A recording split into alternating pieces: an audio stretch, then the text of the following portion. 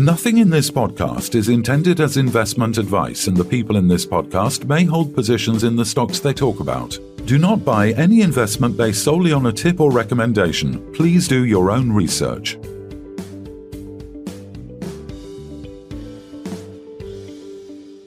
Hello and welcome to the Midweek Takeaway. Today we're joined by Oliver Friesen, CEO of Golden Metal Resources. Welcome back, Oliver. How you guys doing? It seems like we're chatting every week now almost. Well, you should stop releasing news as frequently, then. Yeah. I guess it's a good problem to have, isn't it?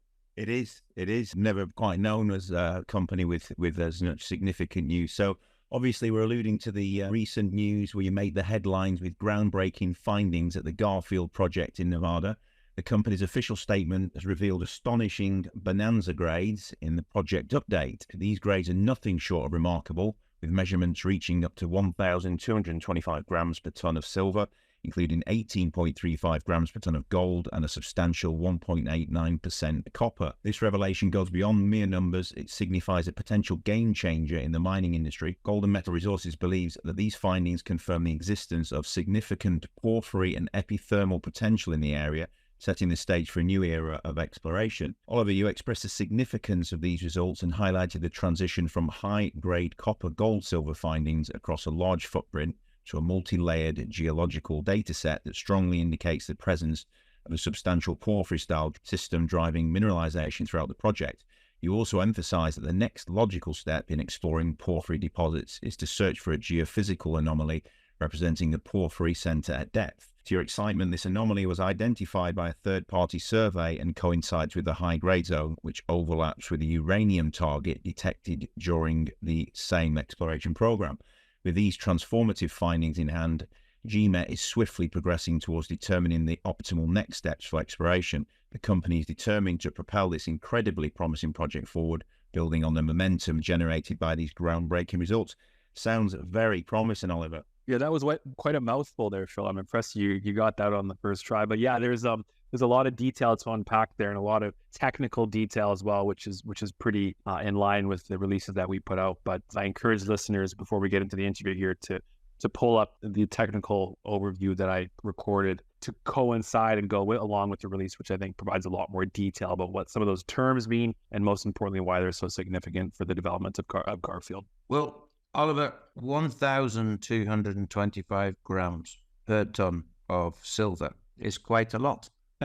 Yeah, it is. I mean, the funny thing is, Jensen, I know we've discussed this on some of the previous recordings. It was about kind of the typical grades that you find in a porphyry system. You know, we're talking 0.5% copper, maybe up to, 0.3, 0.4 gram per ton gold. And if you're lucky in these porphyry systems, we're talking about 2, 3, 4 gram per ton silver. So we started to get some results back. I mean, the copper grades were consistent with a higher grade porphyry, but all of a sudden the gold and the silver started to come in there. And, like you said, up to 1,225 gram per ton silver. That is just unheard of in these type of systems. So we were scratching our heads a little bit going, why is the gold and the silver so high? I mean, that's obviously a very good problem to have. But ultimately what we determined based on some pretty complex geochemical analysis was that it looks like there's a later overprinting epithermal style system. So we have the original emplacement of the porphyry, which is driving that very large copper footprint. And then at some later geological date, an epithermal system was ripping through there and deposited and remobilized into some pretty high grade gold and silver results. So overall, very exciting technical development. And it's obviously very much materially increased the prospectivity of the gold and the silver, specifically this epithermal finding. Yeah, even in this situation where you have 18.35 grams per tonne of gold is pretty epic as well. Now, obviously, this is only rock chips at this stage in terms of sampling. But as you said, it seems to be a magnetic bullseye anomaly. I mean, you've basically hit the center of it, I think, by the looks of things. Do you want to say any more on that?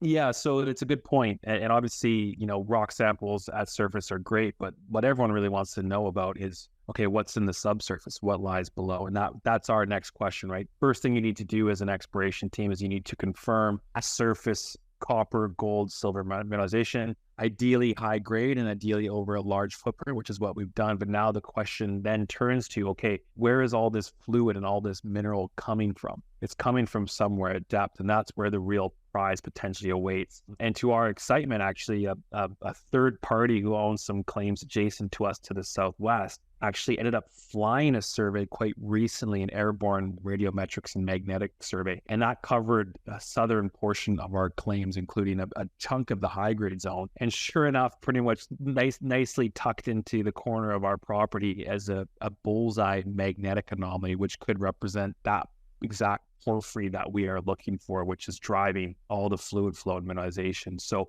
now we've gone from, hey, we've got some really exciting, smoke at surface to, hey, potentially here is a location of the possible source and it's fully on our ground, and it wouldn't be too deep either. So adding a lot of value here, but more importantly, technically progressing things and getting a better understanding as to what potentially lies at depth here now, which is what the question everyone's asking now, and including myself. So what sort of timescales would you be looking at to start drilling this? Yeah, so what we do now is with this data in hand, and truthfully, the airborne magnetic data we became aware of this data set only a few days ago. So we're frantically working in the background with our team to kind of tie everything together. The great thing about Garfield is it's fully located on what's called BM ground, which stands for the Bureau of Land Management. So permitting on this type of ground for drilling is very straightforward. It only takes, 4 to 6 weeks. So it's very, very easy process to go through. So where we're at now is we're working through all these different data sets, trying to figure out exactly what we need to do here to get this to the drill ready stage. We are very close, potentially with the data we have in hand. Once we put everything together, we'll know, have a better steer as to what the next steps are going to be. But either way, we're getting really close here. The permitting is going to be really straightforward. So it continues to get more and more exciting, this asset. Yeah, and the interesting thing is, obviously, you've got the gold and silver scores here. But, 1.89%, 0.42, 0.28, 0.24, 0.74% copper in the various samples is tremendous porphyry copper rates. Yeah, and the exciting thing about specifically the high grade zone is we have, greater than 1% copper over about a 1.5 kilometer area. And that's pretty consistent too. I encourage listeners to go and have a look at some of the maps that we've published, which I think very clearly shows that there's consistent high grade copper across this very large footprint. So it's very high grade copper, and now we got the exciting gold silver kickers as well with that epithermal style mineralization. So it's really coming together. I know I sound like a bit of a broken record, but it continues to deliver, and that truly is the case. And now with that magnetic bullseye anomaly and that other data set that we've acquired, it gets us much closer to our goal here, figuring out exactly what the real value could be here and what the prospectivity looks like in the subsurface. Yeah, and just talk us through, because obviously in the RNS you alluded to the magnetic bullseye or the bullseye, and also the uranium element of things. And we've obviously seen uranium prices on the rise. They broke through the $100 mark, and there's potential for them to, they're talking about them may rise to like 140. I think it's a 16-year high. Just talk us how significant that finding is, and were you surprised to find that? Yeah, I mean, I was also surprised with that one, mainly because, you typically don't find uranium or high-grade uranium in these systems. And what we have right now, just to be clear, is the adjacent company is actually, it's a uranium-focused junior, and the property next to us is actually a uranium property. And so they, in that survey, when they flew over our ground and did some soil sampling as well, one of the targets that they identified effectively fully falls within our claim boundaries. So, as I mentioned, all of this data coming in is only about a few days old here. So we're really trying to put all the data sets together into our systems. We're having, kind of continual meetings here to really unwrap and understand what the overall potential is here and where we go from here, but also how the uranium fits in as well. So either way, it's another kind of feather in the cap of this exciting project. And certainly the focal point here remains the copper, silver, and gold, but not a bad kicker to have, and something that we're going to look into and figure out what the next steps could look like there as well. Yeah. And would that be the neighbouring project? Is that Kraken? Because there was a Kraken Energy announced exploration development program, I think, which was due in Q1. And I believe that's on the Garfield, or that's named the Garfield. Does that border onto the same asset? That's correct. Yeah. So they are our neighbors to the southwest, and they're actually they were recently drilling, or not too long ago drilled some nice uranium results on the property next to us. So there's certainly a uranium district or play there as well, which kind of coincides or overlaps with our porphyry copper stuff. So like I said, early new developments on that front. So we're just trying to understand what it all means. And like I said, it's certainly not a bad problem to have to try to figure out where this uranium is potentially coming from.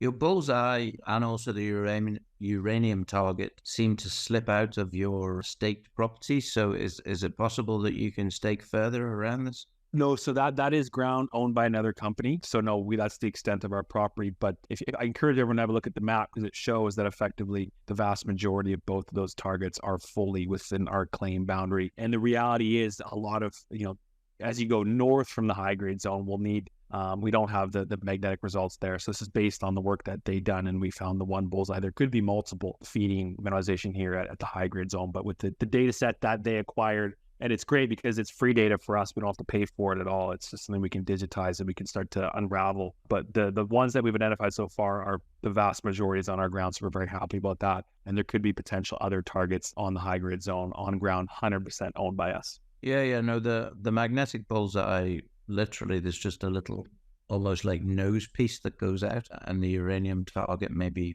15% of the bottom. Looks like a tooth actually, doesn't it? The uranium one. And yeah.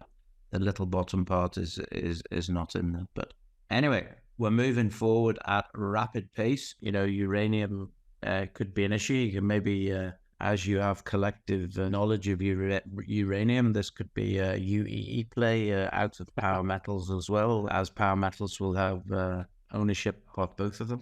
Yeah, and like I said, the uranium anomaly there on our property, it's a new development. So we'll have to dig into that to really understand the potential. But the focal point is certainly the copper porphyry, copper, silver, gold porphyry, but a nice little kicker there. So we'll certainly have some further work done over that target and continue to push along the rest of the main targets as well. So my last question, is Garfield fast becoming the major issue here?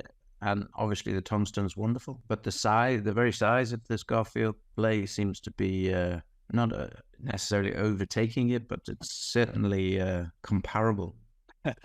Yeah, so the way that I view this, and I've certainly been getting that question, I mean, it is, Pilot Mountain is still our flagship asset and remains our flagship asset. The reality is, though, with Pilot Mountain, with some of the conversations and things that we're pushing forward, which we have expressed to the market, including potential, government grant funding, these conversations, they don't happen overnight. They can take a bit of time. All the data points coming in about the, United States ammunition stockpiles critically low, the fact that, there's no domestic primary production of tungsten. We own the largest tungsten asset. I mean, I truly believe that this will be the main value driver for our share price going forward here, and just based on those data points. But like I said, we've been really fortunate to be able to do some work on Garfield sort of in the meantime almost, and it continues to deliver and deliver and deliver. And the reality is, we could eventually drill Garfield and make a discovery there. And you are right, in that case, it could very much overtake. But as it stands now, Pilot Mountain is our focal point. But like I said, some of those conversations and angles that we're pushing forward just take a bit of time. They don't happen overnight. So it gives us a very strong 1-2 punch here. And hopefully we'll have some further updates on Pilot Mountain in the near future here. But we're going to continue